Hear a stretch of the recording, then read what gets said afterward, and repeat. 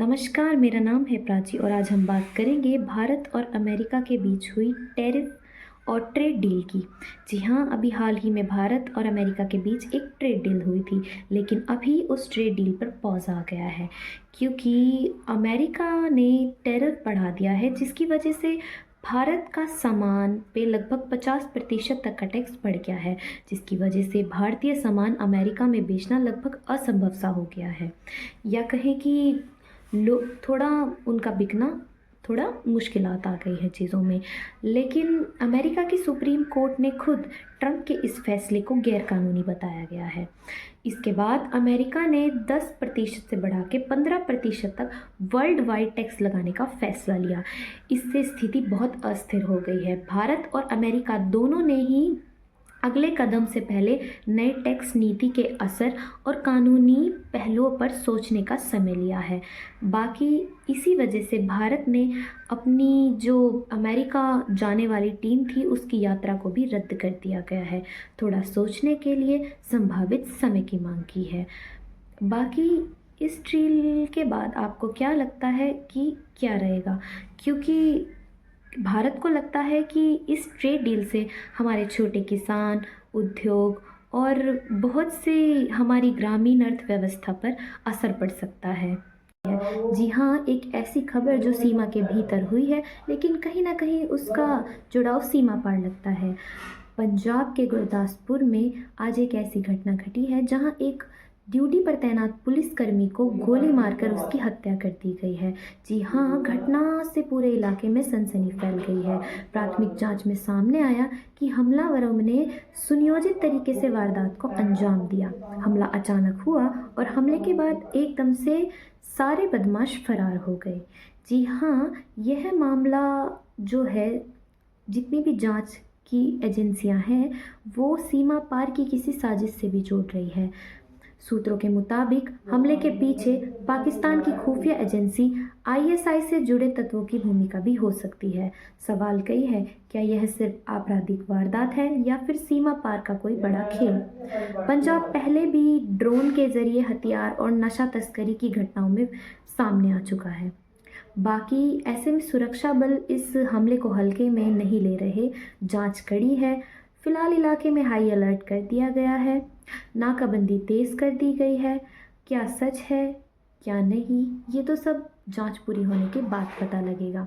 फिलहाल यह तो साफ है कि अब सुरक्षा व्यवस्था पर सवाल ज़रूर उठेंगे। तो जी हाँ, भारत की अर्थव्यवस्था को लेकर एक बड़ी खबर सामने आ रही है, जिसमें कि जीडीपी यानी कि सकल घरेलू उत्पाद की गणना को लेकर कुछ फैसले लिए गए हैं। सरकार का कहना है कि सकल घरेलू गणना यानी कि हमारी जीडीपी को आंकने के तरीके में बदलाव होंगे। सरकार अब जीडीपी की गणना में पहले से कहीं ज़्यादा व्यापक और आधुनिक डाटा का प्रयोग करेगी, जिससे कि जो फैसले हो सके या डाटा आ सके वो और सटीक आ सके। जैसे कि पहले जहां लगभग 180 वस्तुओं का प्रयोग किया जाता था आकलन के लिए, वहां अब 500 से 600 से अधिक वस्तुओं के दाम शामिल किए जाएंगे। इससे महंगाई और आर्थिक व्यवस्था और विकास का आकलन सटीक हो सकेगा। अब नए सिस्टम से डबल डिफ्लेशन पद्धति अपनाई जाएगी। इसका मतलब है कि उत्पादन और कच्चे माल दोनों की कीमतें और अलग अलग एडजस्ट किए जाएंगे। खासकर मैन्युफैक्चरिंग सेक्टर में इससे वास्तविक ग्रोथ हो। बाकी ज़्यादा से ज़्यादा साफ चित्र मिले जीडीपी का, इसलिए यह बदलाव किए जा रहे हैं। नई जीडीपी सीरीज़ का बेस ईयर 2022 और 23 को रखा गया है और इसके साथ पिछले कुछ सालों का जो संशोधित डेटा है वो भी जारी किया जाएगा, ताकि तुलना करना आसान रहे। दरअसल पहले के डाटा पर कई अर्थशास्त्रियों ने सवाल उठाए थे कि इंटरनेशनल मॉनेटरी फंड ने भी भारत को अपनी डेटा क्वालिटी सुधारने के लिए सलाह दी थी। कुल मिलाकर यह बदलाव भारत की आर्थिक तस्वीर को ज़्यादा पारदर्शी और विश्वसनीय बनाने की दिशा में एक बड़ा कदम माना जा रहा है।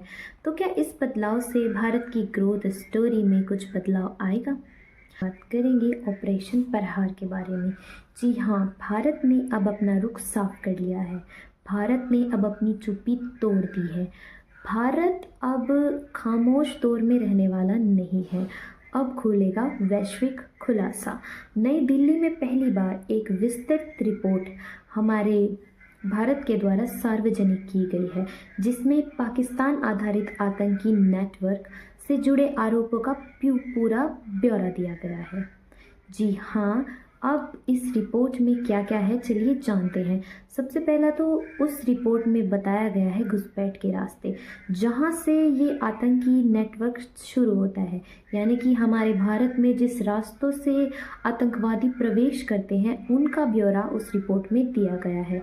दूसरा, आतंकी फंडिंग नेटवर्क यानी कि हवाला चैनल जैसे कि सेल कंपनियां और कथित तौर पर राज्य के द्वारा समर्पित कुछ मददें जो कि आतंकी नेटवर्क्स को दी गई हैं, उन सब की जितना भी आतंकवादियों को फंड कर रहे हैं वो सारी डाटा इस रिपोर्ट में दी गई हैं। अब बात करते हैं तीसरी खबर जो रिपोर्ट में आ रही है, ट्रेनिंग कैंप और लॉन्च पैड, यानी कि जहां हमारे देश को बर्बाद करने के लिए युवाओं को गलत चीज़ों की ट्रेनिंग दी जा रही है, आतंकवाद सिखाया जा रहा है, कट्टरपंथ सिखाया जा रहा है, उन सभी जगहों का पर्दाफाश उस रिपोर्ट में किया गया है।